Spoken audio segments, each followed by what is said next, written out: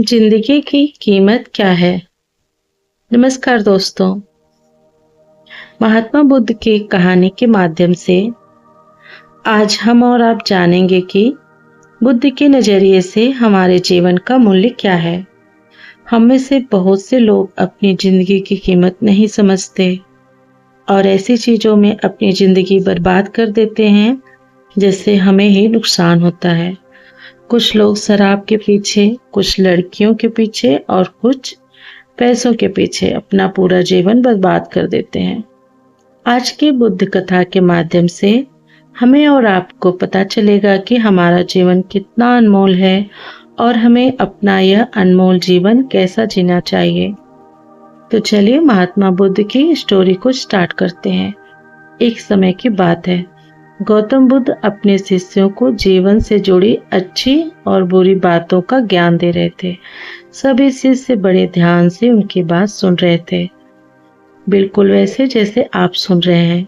उन सभी में एक शिष्य ऐसा भी था जिसे प्रश्न पूछने की आदत थी।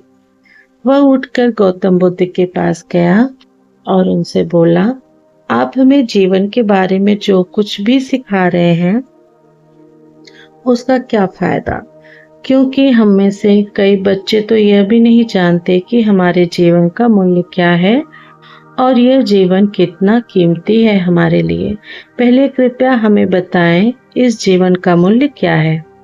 बुद्ध ने अपने शिष्य की बात सुनकर अपने कमरे में जाकर पत्थर का एक चमकता हुआ टुकड़ा ले आए।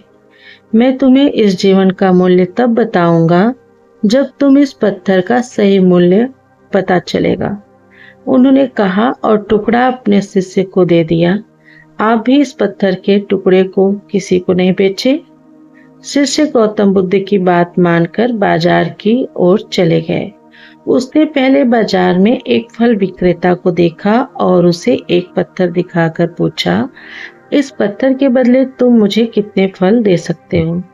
फल विक्रेता ने कहा, यह पत्थर कोई खास नहीं है, लेकिन फिर भी मैं तुम्हें इसके बदले में 10 केले दे सकता हूँ। वह शिष्य उस पत्थर को लेकर आगे बढ़ गया। तभी उनकी मुलाकात एक सब्जी बेचने वाले से हुई। शिष्य ने सब्जी विक्रेता से पत्थर की कीमत पूछी।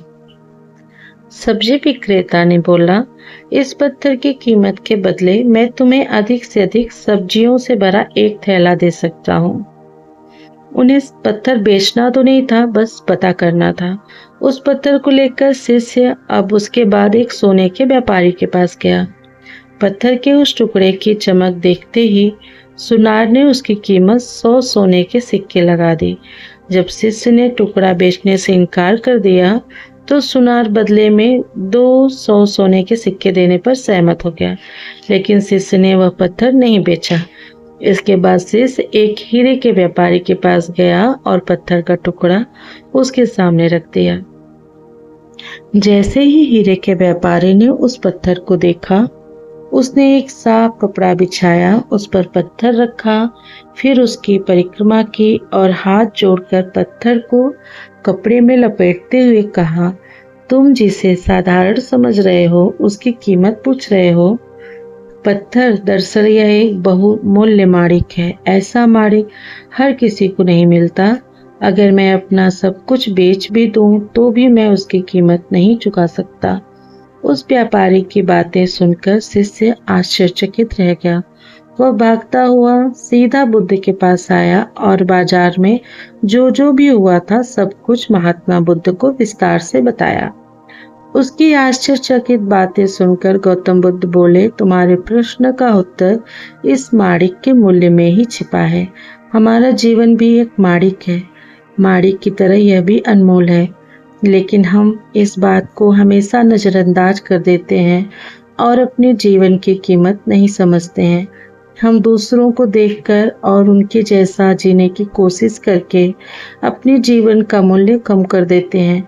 हम सोचते हैं कि हमारे जीवन का मूल्य वही है जो दूसरे हमें बताते हैं, लेकिन हमेशा याद रखें कि दूसरा व्यक्ति आपको अपनी स्थिति, बुद्धि और समझ के अनुसार महत्व देता है।